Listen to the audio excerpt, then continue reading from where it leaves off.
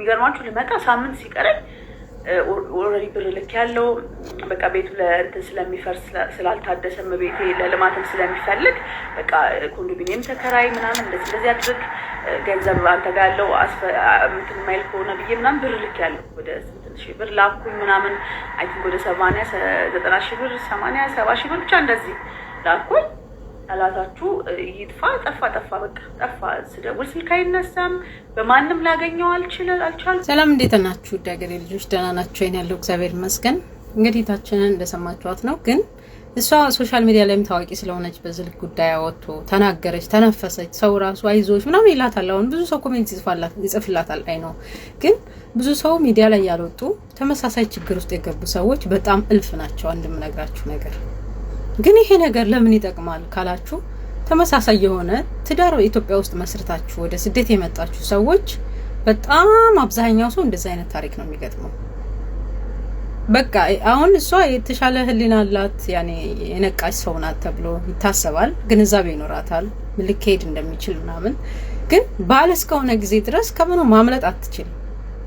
አንድም ነግራችሁ ነገር ልክ እንደዚህ በአካል ሄዳችሁ የሚሆነውን ነገር ካያችሁ በኋላ የምትወስኑት ውሳኔ ይሆናል እንጂ በርቀቱ ናችሁ የሚወራው ነገር ሁሉ ትክክል ነው ብሎ ለመቀበልም ትንሽ ከመተማመን አንፃር አደጋ ውስጥ ስለሚገባ አትቀበሉ።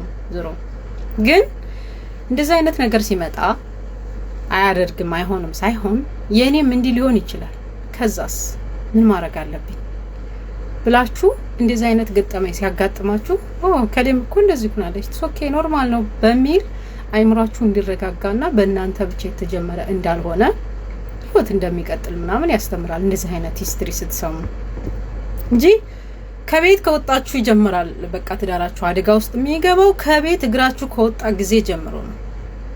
ብዙ ነገሮች ተበለሻሽተው ነው የምታገኙት። አንድም ነግራችሁ ነገር ያፈለገ ነገር ጻድቅ ይሁን ያፈለገ ነገር በቤተክርስቲያን ተጋቡ በእንት ተጋቡ በቃ አስቸጋሪ ነው። ግን ደግሞ እንደዚህ እንዳይከሰት ተብሎ ወደ ስደት መንጣት ይቆም አይባል። የኢትዮጵያ ኢኮኖሚ እንደምታዩት አስቸጋሪ ነው። ኑሮ በራሱ ይፈትናል። ማጣት በጣም አስቸጋሪ ነገር ነው። ስለዚህ የአብዛኛው ሰው ትዳር እንደዚህ ነው። ምንም የተለየ ነገር አይደለም። አንድም ነግራችሁ ነገር እንደውም ቢወራ ከዚህ ባሰ ብዙ ነገር ይኖራል። ግን ሆድ ባዶ ይቀራል ይባላልና ደግሞ ምንስ ሊተረፍ ምናልባት ለሰዎች አስተማሪ ነው ተብሎ ከታሰበ ወደፊት ምን ሰማው ብዙ ነገር ሊኖር ይችላል። ግን እያንዳንዳችሁ በተለይ ስደት ላይ ያላችሁ ሰዎች ቢያንስ ለራሳችሁ በእጃችሁ ገንዘብ መያዝ አለባችሁ። 100% ገንዘብ በወር ወደነሱ ምናምን ከሆነ ያ በጣም ከባድ ሪስክ ነው የሚያስወስዳችሁ። እውነቴን ነው። ቢያንስ ገንዘባችሁን በአግባቡ መያዝ መቻል አለባችሁ። የሚደረጉ ነገሮች የሚሰራ ቤት ምናምን ካለ እሱን ደግሞ ምን ያህል ነው ወጪው በሚለው ተሳስባችሁ ለወጪው መላክ ከዛ ትርፉ ለእናንተ ልትሄዱ ምናምን አካባቢ ሲደርስ መሄጃችሁ ሲደርስ ደግሞ የሆነ ቁብ ጀምር ያለው እንደዚህ ነው ምናምን የሚል ሰበብ ፈጥራችሁ ገንዘባችሁን በራሳችሁ አጠራቅማችሁ ልትሄዱ ስትሉ ይዛችሁ ትሄዱ። ከዛ ያው የእናንተ ነው የጋራ ነው።